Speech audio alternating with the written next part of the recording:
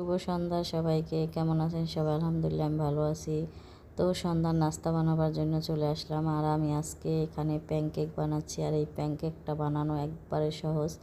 আর যে কোনো সকাল বা বিকালের নাস্তার জন্য পারফেক্ট একটা নাস্তা।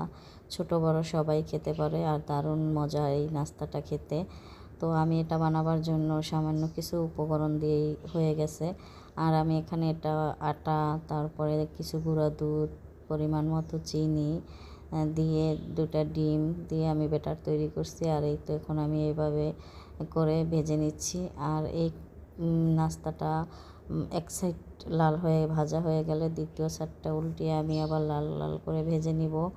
আর এইরকমভাবে নাস্তা বানিয়ে আপনি বাচ্চাদের সকালের টিফিনেও দিতে পারেন কিংবা সন্ধ্যার নাস্তায়ও খেতে পারেন।